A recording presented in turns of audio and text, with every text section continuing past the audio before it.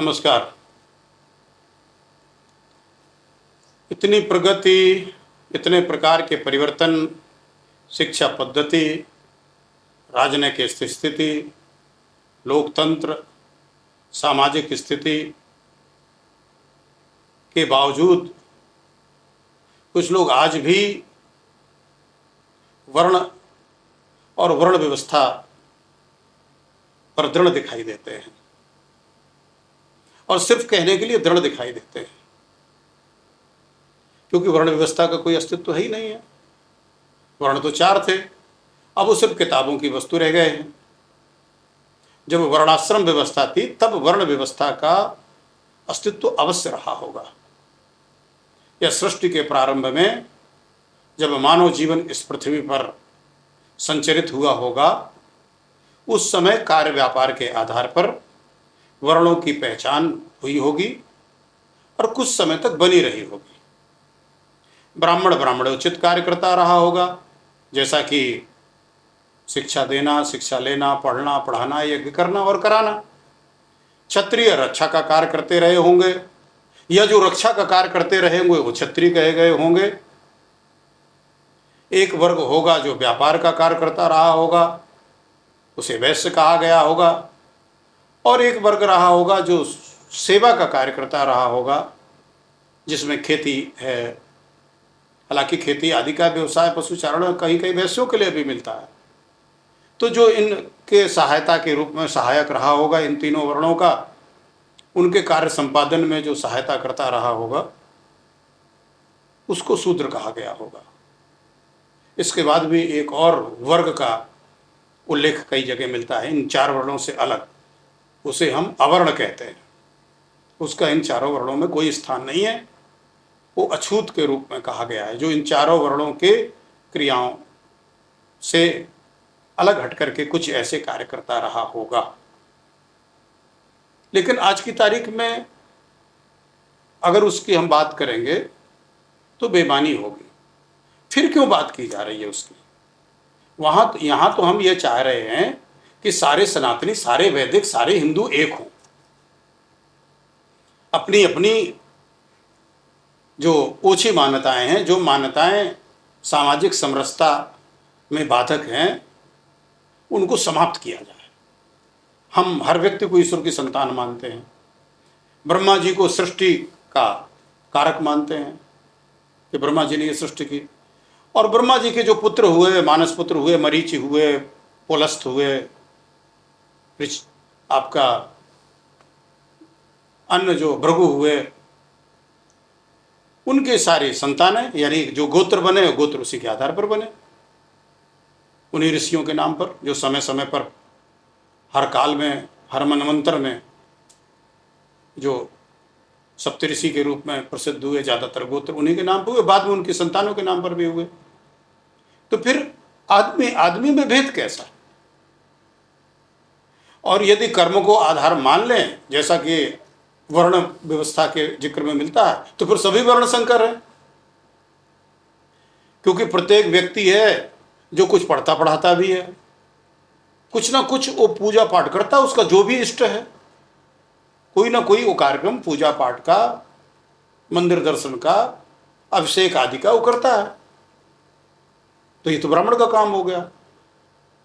वो रक्षा का कार्य भी करता है, अपने परिवार की, अपने बच्चों की, स्वयं की रक्षा भी वो करता है। वो किसी पर निर्भर नहीं है दूसरे से रक्षा पर।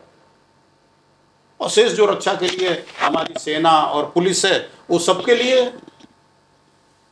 तो वो छत्री का काम भी कर रहा है, शेष वो लेन देन भी कर रहा है। हर व्यक्ति हर चीज का उत्पादन तो कर नहीं सकता है, तो कुछ चीजें वो लाता है, कुछ चीजें ले जाता है, कुछ देता है, कुछ लेता है। व्यापार वैश्य का काम भी कर रहा है, और सेवा तो सबके सब कर ही रहे हैं। अपनी भी कर रहे हैं, अपने परिवार की कर रहे हैं, समाज की कर रहे हैं। यदि हम टैक्सी चलाते हैं तो सेवा ही तो करते हैं, उस सेवा का शुल्क लेते हैं। तो शुल्क तो तब भी लिया जाता था, आदमी जिएगा कैसे? शुल्क का प्रारूप बदल सकता है, रोटी मिलती हो या अन्न मिलता हो या धन मिलता हो, तो ये तो मिलता था। तो आज की तारीख में सारे वर्ण संकर हैं। सबसे बड़ी समस्या है जाति, और जाति समाप्त करने के लिए कोई तैयार नहीं है। इसी से आप समझ सकते हैं ऐसे लोगों की मंशा जो बात तो करते हैं सामाजिक समरसता की, जो बात तो करते हैं सनातन की, हिंदू की, लेकिन उनके काम लगातार बांटने पर है। जातियों के अस्तित्व को बनाए रखने में सबसे बड़ी भूमिका है उनकी। जातियों के लिए विशेष प्राविधान करके उन्होंने ये दृढ़ कर दिया है कि साहब कोई अपनी जात नहीं छोड़ेगा, और ऐसे ऐसे लाभ दे दिए, इस तरह के विशेष प्राविधान कर दिए। साहब लाभ तो सबको चाहिए, सम्मान भी चाहिए, और जाति के नाम पर हमें फायदे भी चाहिए, और वो गलत नहीं है। क्योंकि हमारे संविधान में हमारे जो विधान हैं, उन्होंने, हमारी विधायिकाएं हैं, उन्होंने इस तरह के नियम बना रखे हैं, तो साहब नियम का तो पालन करना है। अगर वो फायदा है तो फायदा लेंगे उसका, फिर हम एक कैसे होंगे? जब तक इस देश से जाति का आग्रह नहीं मिटाया जाता, ये आग्रह की बात है, सरकारी प्रपत्रों से आप इसे समाप्त कर दीजिए, मुझे नहीं लगता कि 20-25 वर्ष के बाद जाति का कोई अस्तित्व रह जाएगा। आप तो आज तो बाध्य किया जाता है कि साहब अपनी जाति भी लिखिए, उपजाति भी लिखिए, और इस वजह से इस देश में 5000 के आसपास जातियां हो गई जो संज्ञान में आई हैं।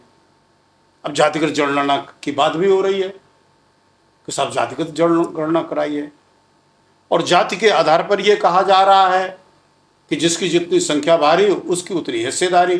और वहाँ हम परिवार नियोजन की बात कर रहे हैं, वहाँ हम साहब चीन से आगे निकल जा रहे हैं। संसाधनों की ऐसी तैसी हो रही है, पीने को पानी नहीं मिल रहा है आधे देश को, ऑक्सीजन उपलब्ध नहीं हो पा रहा, महामारी फैल रही है, कोरोना काल में देख लिया सारी चीज़ें हमने। ये कैसा विरोधाभास है? इसके लिए जागरूक और सभ्य समाज को और हमारे ऐसे नायकों को जिनको वास्तव में राष्ट्र की चिंता हो, जिनको वास्तव में मानव मात्र की चिंता हो, उन्हें आगे बढ़ करके इस विडंबना से मुक्ति दिलाने का प्रयास करना चाहिए, और समाज के अंदर भी इस प्रकार की समरसता प्रवाहित हो, उसके लिए समाज को भी कदम उठाने होंगे। वैधानिक रूप से भी समाज के कुछ लोगों को आगे आना होगा, जो हमारा अधिवक्ता समाज है, जो श्रेष्ठ अधिवक्ता हैं, कि माननीय न्यायालयों में जाकर के इस तरह की याचिकाएं दायर करें कि साहब क्यों ये जरूरी चीज़ें हैं। इस वजह से जो जातिगत झगड़े हैं, जातिगत जो भेदभाव हैं, जो लोगों ने पहले भी पैदा किए और आज भी पैदा किए जा रहे हैं, क्योंकि उनके पास कोई ऐसी योजना नहीं है जिसके आधार पर आपका मत प्राप्त कर सकें, आपका विश्वास जीत सकें, तो वो ऐसे वर्ग बना करके, ऐसे प्रतिनिधि आपके सामने खड़े होकर के, ऐसे नमूने और आपके सामने रख करके कि साहब देखो आप फला हो, हमने ये फला खड़ा कर दिया, ये आपके बीच का है, और साहब वो आपका मत प्राप्त कर लेते हैं। और फिर उस व्यक्ति का जिसको आपके सामने खड़ा किया था, आप वहां जाके देखिए आपकी क्या दशा होती है, क्योंकि वो तो एलीट क्लास में चला गया। और ये कार्य होते रहेंगे जब तक हम इन छलावों में पड़े रहेंगे। ये छलावे जो मजबूरी के छलावे हैं, ये मान्यता पर निर्भर नहीं है, ये बाध्यता पर निर्भर है। जाति बाध्यता है, जाति मान्यता नहीं है। और अब तो आप धर्म भी बदल लो ना, तब भी आपकी जाति स्थिर रहती है। धर्म बदलने के बाद भी अपने जातिगत लाभ आप प्राप्त कर सकते हैं, अपनी जातिगत पहचान आप बनाए रख सकते हैं, इसके भी प्राविधान है।